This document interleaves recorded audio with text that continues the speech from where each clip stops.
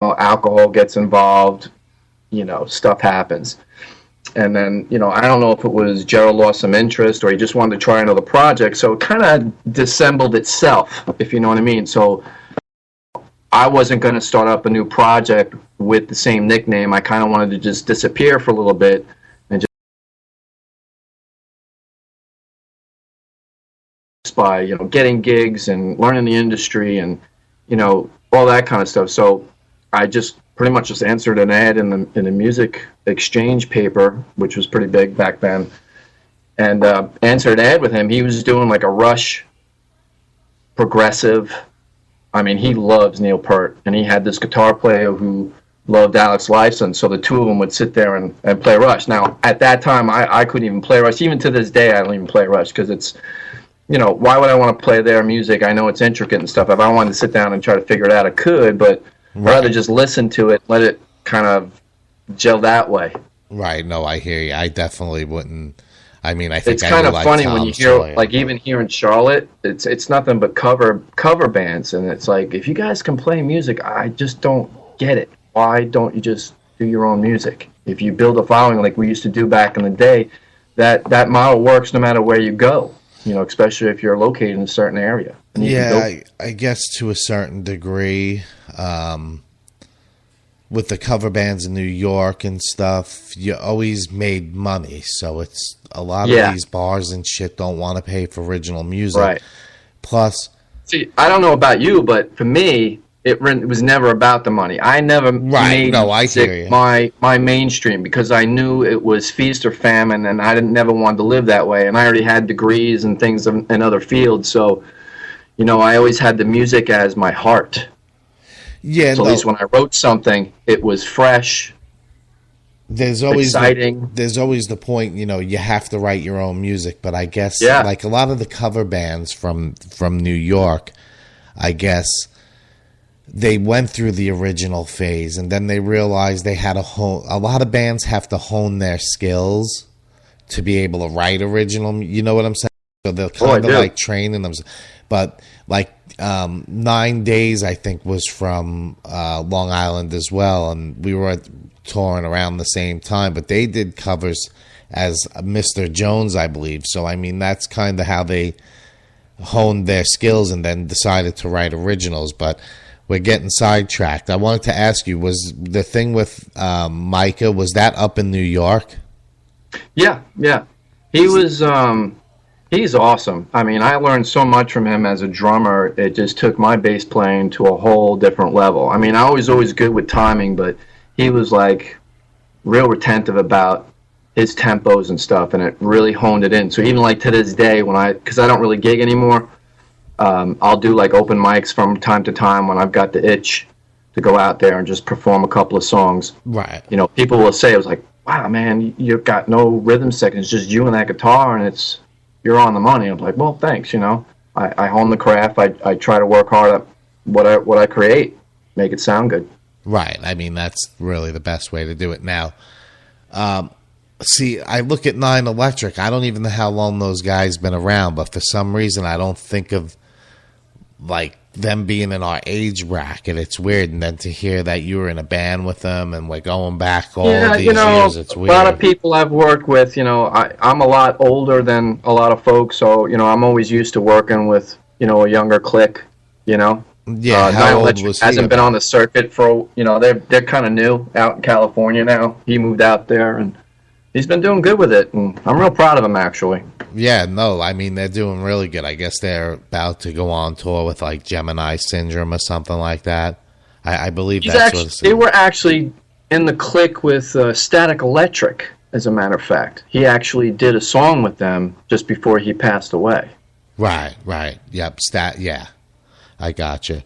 But, so, let's go up to the point now where you released this CD that you sent to me. Is this a full band, or is this something that... Nope. It's everything on there is just me doing all the parts and putting, composing it together and creating it. And I got a little home studio. Everything's digital now, so, I can get good quality. Now, granted, I've gotten a couple of record deals, And I've turned them all down because they all want to, rip it. Oh, we can do this. No, no, no, no, no, no. I'm not going to do anything. Yeah, see, this is art. Take it or leave it. Yeah.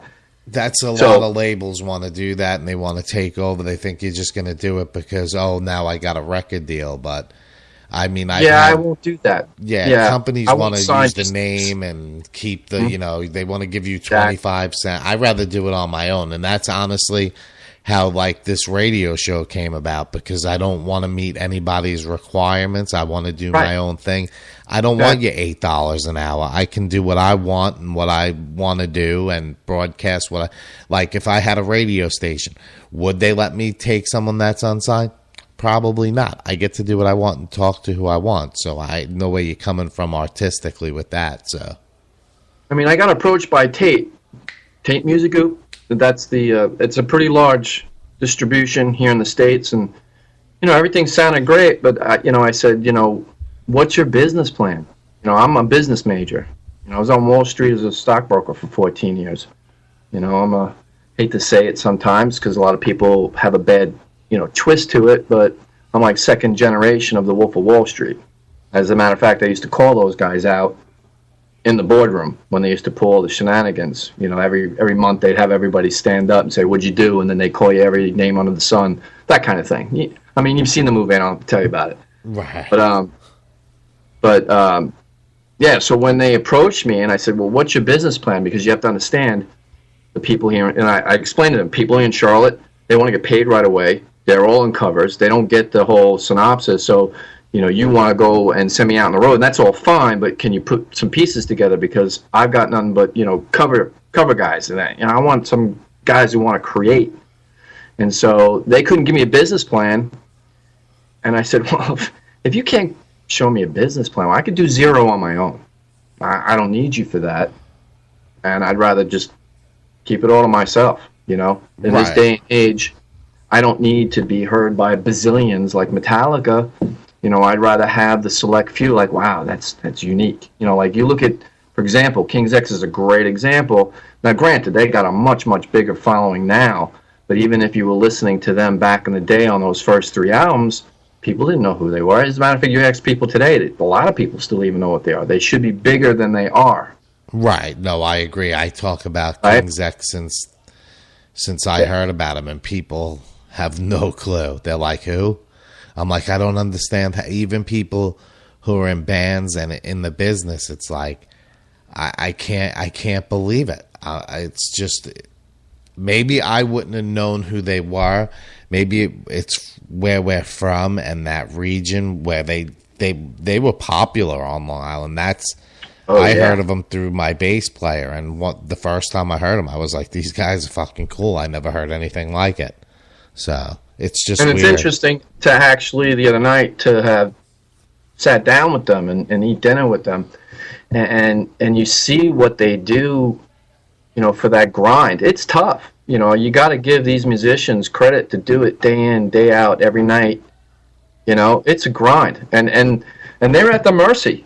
Even the manager's like, "Where you going? When you coming back?" It's like you're encaged. Right, you got to be babysat. It's not like back in the day. I mean, the 80s and the early 90s were a whole different ball game. That's why I guess managers and shit are the way they are, is because I'll disappear for hours, man. Once you stop that tour bus, I just want to get away from it. So right, and then they're all panicking. You're not going to show up, but I don't know. That's pretty cool that you got to hang out with those guys and stuff. So what was some of the things I know you posted a lot of pictures. I really didn't get to talk to you about it on before the show. So what were some of the things you talked about with those guys? Well, a lot of it. One thing, Doug and I were talking about that. When you're in a happy spot, sometimes it's very hard to create because most musicians love to feed off the turmoil and get it out. Right. Which is great. Now, granted, there are people who do the same thing on the love side. It really depends on what side of the coin you're on. Me personally, I like that darker stuff, the heavy stuff. But I like the melancholy, but I'm really not that kind of, let's sing a love song type of guy. Yeah. So. Right. See, like even if I wrote a love song, it was still the darkest thing. So Right. I never wrote, and I don't think I ever wrote anything happy in my life. And even if it was, it still came across as the most miserable thing. I mean, people have different, but I know where my head was. But a lot of my songs, I mean, I don't know what kind of value you put in your song as far as writing lyrics and whatnot. I mean, I just wrote stuff that really didn't mean anything. I mean, it just sounded good. I mean, that's kind of like Jim Morrison's philosophy. He used to always say that. You know, what are the words? I don't know. They sound good together. Yeah, I mean, it's like that's just what came out. Like the process that I did with the last band was I had so much technology. I recorded everything. I was videotaping at the same time as audio recording and tracking. And then I would take them, you know, I would have this almost perfect recording from rehearsal. And then I would just sit there and listen to it over and over on the computer. And I would just come up with a melody line and I just fit stuff in there. I mean, some of the lines are intentionally said and have a purpose. But overall, if someone asked me what it meant, I go, I don't know. I have no clue. Because even if I did know, I wouldn't want to tell you anyway because it was probably something personal. But what kind of, you know, writing do you put into your stuff? I mean, do you do the same type of thing, or? I do a little bit of everything. You know, I always like to make sure that my words have some value to it. You know, even back in the day when like Brian would come up with lyrics, "Ooh, baby, baby," I don't do that. I can't stand stuff like that. I like to think more on the poetic side. I try to, but sometimes it's like you have a thing in your head and you just go with it. You know, and it could be very, very, very simple. You know, it could be like, for example, like on the song "E-I-E-I," you know, in that beginning chorus. It just became the beast that it became, in my opinion. I kind of got that idea from watching the Jim Morrison movie, you know, how he'd always use the symmetry of the Indians and that kind of vibe. And so I was thinking, you know, like that kind of like, hey, you know, but it didn't work out that way. Right. It kind of just created its own way. And that's like a Yiddish kind of term, you know, how like, yeah. Right. That's actually it's a the spin song off of that, you know, when you're going through some tough stuff and you're just like, you know. So, but I also like to make sure that everything is clear. If there's one thing that I got a lot out of Micah was because he was an engineer and he was whiz at it. I mean, the stuff that he would do on a 4-track cassette, you know, amazing. And you know, you just kind of try to figure out your EQs. So if you listen to a lot of the bass stuff, I love using either those fuzz or a little bit of distortion. Not on everything, but when the song calls for it. And I love that sound just to be able to hear that, but, you know, have those differences in the guitar. You know, it's not like the same thing. And I try to think more in the line of like Boston, because that's a very big influence of mine as a young kid. You know, Kansas, Boston, Styx. You know, those are very, very relevant to me. You know, you'll hear a lot of those 3- and 4-part harmonies because I love the Styx. And then obviously when the new music started to come out in the 80s with the Alice in Chains, I was like, wow, who's that? You know? Right. And then I started kind of getting into my voice because I had not really been up front as a vocalist. Don't get me wrong, I wrote everything and sang it. Like, you know, if I had a song, I'd say, Brian, here's the melody line, you know. And then we'd all share on the parts, let him sing the lead vocals and yada, yada, yada. So, but yeah, you know, and I try to mix and match. I mean, I'm no Yngwie Malmsteen or, you know, Eddie Van Halen, nor do I ever want to be that. I'd rather just say, ooh, I can feel this. Can you feel that? Right. No, that's to me is what's going to work. And not that I listen to a lot of today's music because you turn on a radio and you hear it, like, what is that? You know, it's all digested and regurgitated, and it's horrible stuff. I said, you know what? If the few bands that I do like come out with a new album, great. You know, I'm going to get it, but I got to write some music I like to listen to, and that's pretty much what I do. And I just share it with everybody, and hopefully they're going to like it too. Right. I mean, I listen to the radio, and it's like, to me, I I feel like I'm getting old because I feel like I'm going to say what my parents used to say is, oh, everything sounds the